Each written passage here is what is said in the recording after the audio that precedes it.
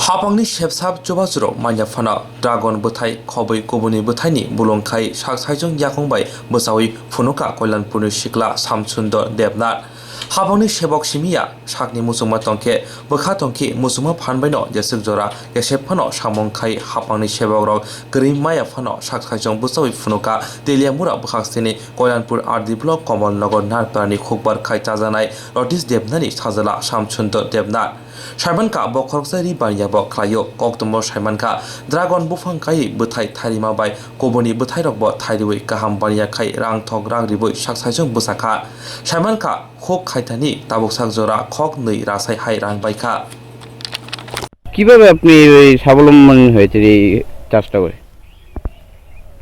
Actually এই চাষটা সম্বন্ধে আমাকে আমাদের একজন মহাপুরুষ আইডিয়া দিয়েছে। উনি বলেছে আমাদের বাড়িতে এসে বলছে যে তোমার জায়গাটা তো খুব ভালো, ড্রাগন আর সৌদি খেজুরের চাষ করো। তারপরে কলকাতা গিয়েছি, কলকাতা বীরভূম থেকে ড্রাগনের চারা এনেছি, এনে প্রসেসিং শুরু করেছি আপনার 19 মার্চে। তারপর থেকে এবার আপনার ভালো এই 2021 মার্চ থেকে ভালো হারভেস্টিং চলছে মোটামুটি। এখন পর্যন্ত আপনার 20-30 হাজার টাকা ড্রাগন ফ্রুট সেল হয়ে গেছে।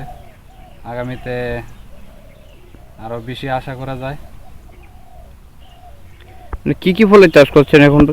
এখন ড্রাগন, সৌদি খেজুর এবং অল্প কাশ্মীরি আপেল কুল। আচ্ছা, মানে কতদিন যাবত এই ফলের চাষ করছেন? 2019 থেকে শুরু করছি আর কি। তো এই এতদিন ধরে মানে ফল চাষ করার পর মানে সরকার থেকে কোনো সাহায্য সহযোগিতা পেয়েছেন বা তারা কোনো প্রতিশ্রুতি দিয়েছিল? না, অ্যাকচুয়ালি গভর্নমেন্টের কোনো কিছু এখনো পাইনি। কোন জায়গা ধরে এটা? এটা আপনার কমলনগর নাথপাড়া, কল্যাণপুর পিএস। আপনার নাম? শ্যামসুন্দর দেবনাথ। সরকারের কাছে কি আপনার কোনো দাবি থাকবে এখন? অ্যাকচুয়ালি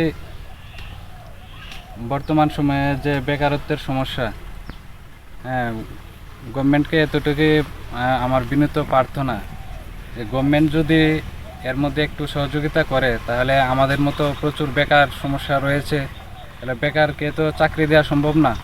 তাহলে বেকাররা যদি এদিকে উদ্যোগ নেয় বা গভর্নমেন্ট যদি একটু ফেসিলিটি দেয় তাহলে অনেক উপকার হবে আমাদের বেকার ভাই বোনদের। যেমন সৌদি খেজুর এমন একটা প্রজেক্ট, প্রতি ঘরে যদি একটি বা দুইটি করেও চারা থাকে সে ঈশ্বরের কৃপায় কোটিপতি হয়ে যেতে পারবে, কারণ এর প্রসেসিংটা বিশাল। এর মধ্যে আপনারা 2024-25 আমার এখানে রেজাল্ট পাওয়া যাবেন, তারপরে আপনাদের মানে বিশ্বাস বা অনুভূতি বুঝতে পারবেন। আচ্ছা, এই কতটুকু জায়গার উপরে এই বাগানের ফলের চাষটা করছেন? মোটামুটি 1 কানি হয়ে যাবে। কি মনে করছেন এই চাষ? কতটুকু জায়গার উপরে এই বাগানের ফলের চাষটা করছেন? মোটামুটি 1 কানি হয়ে যাবে।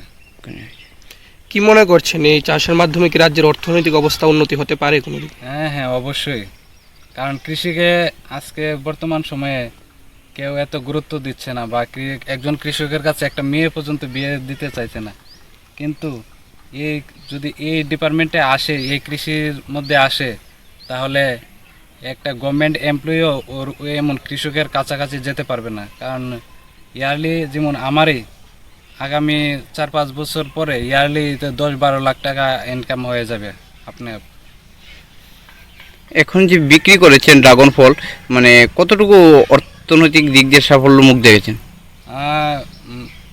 20-30 হাজার টাকা সেল হয়েছে এখন পর্যন্ত। এটা কি মাসে হচ্ছে নাকি? না, মাসে না, মার্চ মাস থেকে শুরু করে। এটা অ্যাকচুয়ালি 3 বছর পরে প্রতিটা গাছে 20 কিলো করে ফ্রুট আসবে। 20 কেজি করে আসলেও আপনারা যদি 200 টাকা কেজিও পাইকারি সেল করা হয় তাহলে একটা গাছে 4000 টাকা, তাহলে 100 পিলার থাকলে 4000 × 100, এবার বুঝেন।